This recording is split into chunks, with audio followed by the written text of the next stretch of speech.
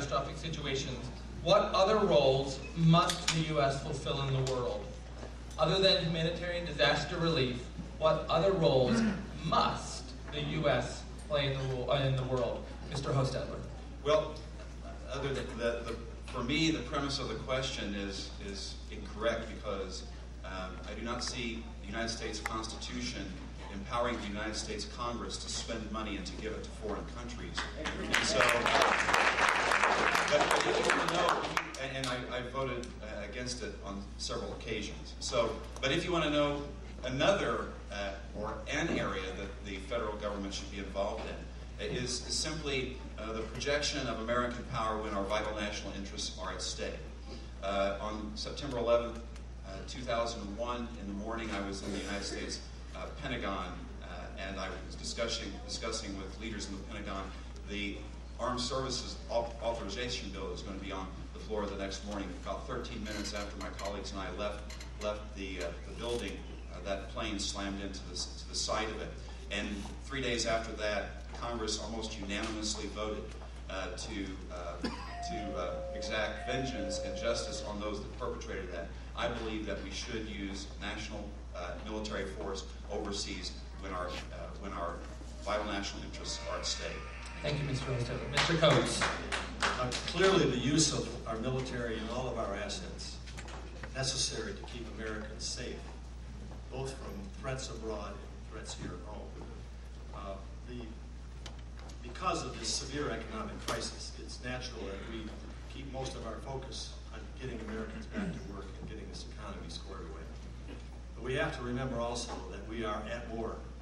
There are people in this world across the wide swath, cutting through the Middle East, that want to destroy our country, that want to kill Americans, have killed Americans.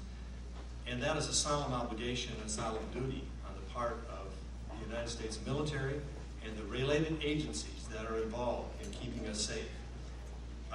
That is a threat that it's easy not to think about because we are so focused on the issues here at home. But that's very live, it's very real. There will be a day when we realize how real that is, and we have to be absolutely prepared to address that. Mr. Bates. Let me first of all say, since I don't want to waste a rebuttal, I have the utmost respect for the Congressman, but I'm disappointed in that answer. Very much so.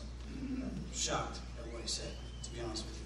You know, our president has ignored our goodness, and he has apologized for our greatness.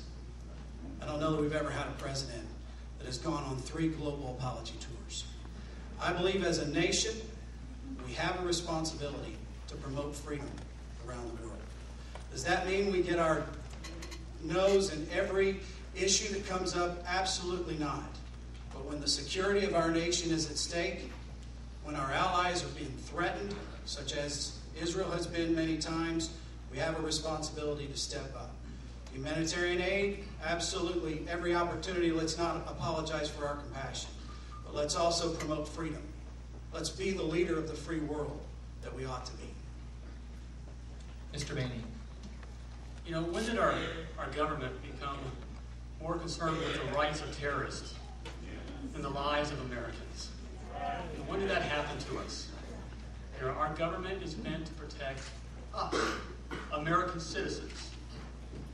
You know, we've had on the foreign front, you know, we've had a man literally stand in our front yard, a man, the leader of a nation over there, that said that he's going to kill, or wishes to kill, American men, women, and children. I believe that it is our government's responsibility to take him at his word and to protect the lives of American citizens. And he's now working on nuclear power. And we need to send a very clear message that if he builds it, we will come.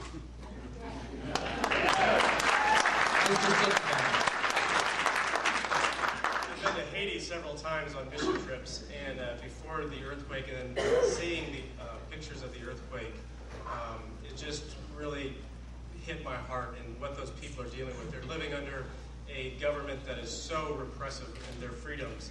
And I think that it's important that we do acknowledge how there is a place for us as Americans to reach reach out and help those people who are in need, because it does develop relationships that will, in the long run, benefit us. I think one other relationship that we need to be focused on is Israel. We need to be a friend to Israel because of the stability that it brings to the Middle East, but also because of the spiritual aspect that there is there with Israel.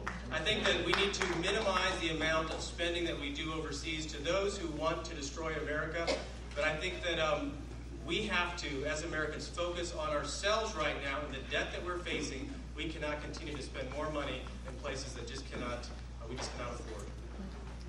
Thank you. Would anyone like to add additional information?